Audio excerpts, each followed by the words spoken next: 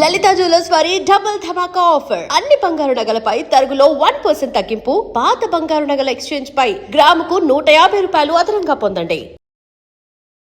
నమస్కారం, welcome to I dream. ధర్మ మార్గం విత్ విజిత కార్యక్రమానికి స్వాగతం.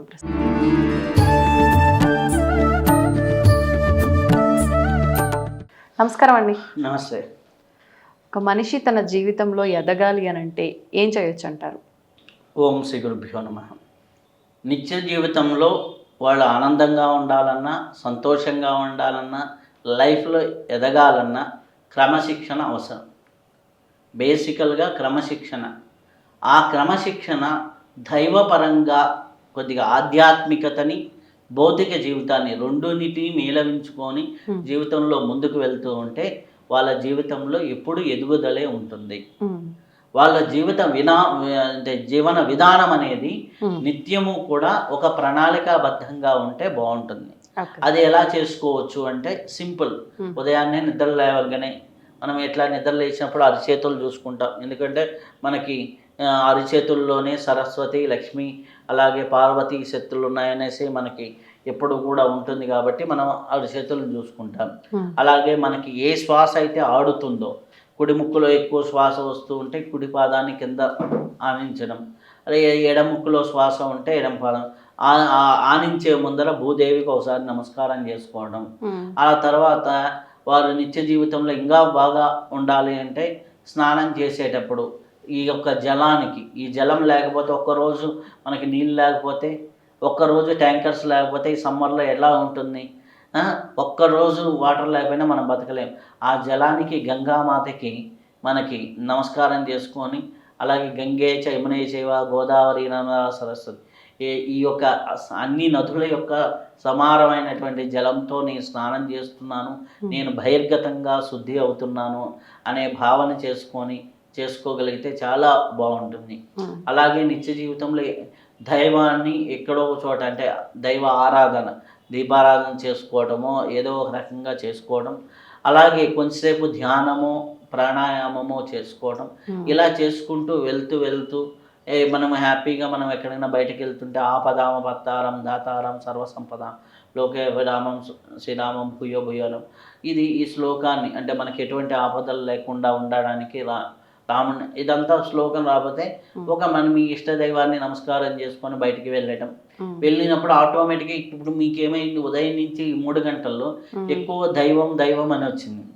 అది ఇట్లా కాకుండా ఉదయాన్నే లేచినప్పుడు చేయకూడనేటువంటి ఏంటంటే ఏదో నెగిటివ్ న్యూస్ మనం తీయంగానే ఏదో యాక్సిడెంటల్, మన మైండ్ ఆల్ఫా స్టేట్లో ఉంటుంది, చాలా న్యూట్రల్గా ప్రశాంతంగా ఉంటుంది.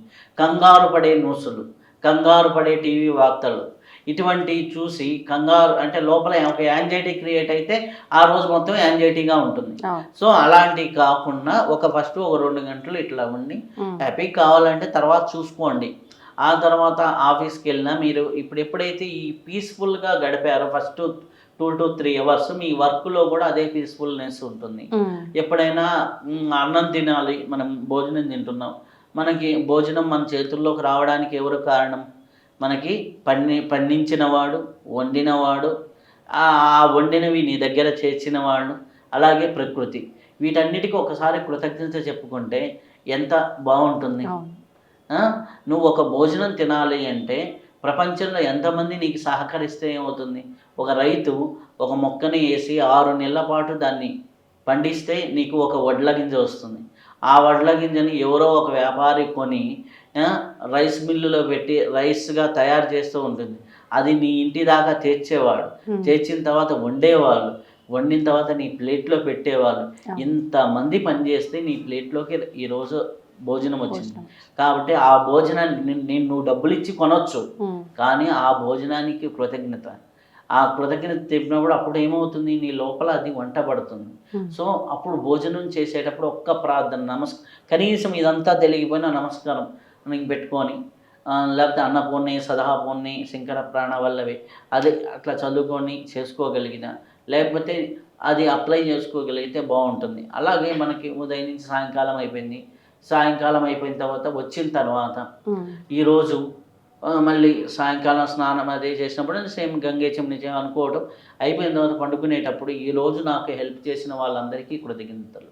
రేపు చేయబోయే పని ఏంటి, ఆ పనిని ఎట్లా మంచిగా చేయొచ్చు, ఎంత పాజిటివ్గా చేయొచ్చు, ఆ పాజిటివ్గా చేయొచ్చు అనే భావాన్ని ఒక ప్రణాళికాబద్ధంగా వేసుకొని దానికి సహకరించే వాళ్ళందరికీ కృతజ్ఞతలు చెప్పుకొని హ్యాపీగా ఇంతటి మంచి రోజు ఇచ్చినటువంటి, ఇంత మంచిగా ఆనందంగా గడపడానికి ఉన్నటువంటి కుటుంబానికి ముఖ్యంగా థ్యాంక్ యూ చెప్పుకుంటూ హ్యాపీగా కృతజ్ఞతలు చెప్పుకొని ఏవైతే వాళ్ళ జీవితంలో ఇప్పటి వరకు ఉన్నటువంటి చిన్న చిన్న దోషాలు ఉన్నాయో ఆ రోజు ఏదైనా ఒకటి తెలియకుండా ఎవరి మీద కోప్పడవచ్చు, తెలియకుండా ఎవరినో అనవచ్చు, లేకపోతే ఎక్కడో అబద్ధం చెప్పి ఉండొచ్చు, వీటన్నిటికీ సారీ అని చెప్పుకుంటూ వాటిని అన్నిటినీ కృతజ్ఞతాభావం సారీ అనేసి మనం చెప్పుకొని వాటితో ఆ రోజు కానీ గడపగలిగితే ఇవన్నీ జీవనంలో మనకి యాడ్ అయితే ఆటోమేటిక్గా ఏమవుతుంది, మీ జీవనం అనేది తెలియకుండానే ఆధ్యాత్మికంగాను ఒక ప్రణాళికాబద్ధంగాను సాగుతుంది. అప్పుడు మీ జీవితంలో నువ్వు ఏ పని చేస్తున్నా, ఏ వ్యాపారం చేస్తున్నా, ఎప్పుడైతే ప్రతి ఒక్క దాంట్లో దైవం అనేది యాడ్ అవుతూ ఉంటుందో మీ మనస్సు అనేది పవిత్రమవుతుంది, నీ కర్మ అనేది పవిత్రమవుతుంది. ఎప్పుడైతే మనస్సు కర్మ అనేది పవిత్రమవుతూ ఉందో తెలియకుండానే నీకు పవిత్రమైనటువంటి భావనలు, పవిత్రమైన ఆలోచనలు, పవిత్రమైన సంకల్పాలు కలుగుతుంటాయి. ఎప్పుడైతే పవిత్రమైన సంకల్పాలకి ఈ ప్రకృతి అంతా పంచభూత తత్వాలు సహకరిస్తూ ఉంటాయి. పంచభూత తత్వాలు నీకు ఎప్పుడైతే సహకరిస్తూ ఉన్నాయో ఆటోమేటిక్గా సక్సెస్ నీ వెంటే ఉంటుంది. అంటే నువ్వు ఎప్పుడూ కూడా ఏ పని చేస్తున్నా ఒక మంచి భావంతో చేయగలిగితే ఈ ప్రకృతి అంతా భవం చేస్తుంది. యద్భావం తద్భవతి అన్నారు కదా, ఆ భావాన్ని నిత్య జీవితంలో నువ్వు స్నానం చేస్తున్నా, నిద్ర లేచినా, స్నానం చేసినా, అలాగే ఆహారం తీసుకుంటున్నా, బట్టలు వేసుకుంటున్నా, అన్నిటికీ ఒక కృతజ్ఞతాభావంతో నువ్వు కానీ ఈ ప్రకృతితో మమేకమై జీవించగలిగితే, ఈ ప్రకృతికి సర్వదా శతదా నువ్వు ఎప్పుడు కూడా కృతజ్ఞతాభావంతో ఉండగలిగితే నీ జీవితం అనేది మారుతూ ఉంటుంది. ఎప్పుడైతే నీ జీవితం మారుతూ ఉన్నట్టు ఆటోమేటిక్గా ఒక ఇదే జీవన ప్రణాళికలో నువ్వు ఒక 3 ఏళ్ళు 5 ఏళ్ళు ట్రావెల్ అయిపోయినావు అనుకోండి, ఆటోమేటిక్గా పక్కన వాడికి నీకు ఎంతో ఫైనాన్షియల్గా తేడా ఉంటుంది, ఆలోచన విధానంలో తేడా ఉంటుంది, బుద్ధిపరంగా తేడా ఉంటుంది, సమాజంలో నీకు వచ్చే గుర్తింపులో తేడా ఉంటుంది, అన్ని విధాలుగా తేడా ఉంటుంది. అలాంటి అలవాట్లని మన జీవితంలో నువ్వు ప్రతి పనిలో దైవాన్ని మిళితం చేస్తే అప్పుడు నీ జీవితం అద్భుతం అవుతుంది.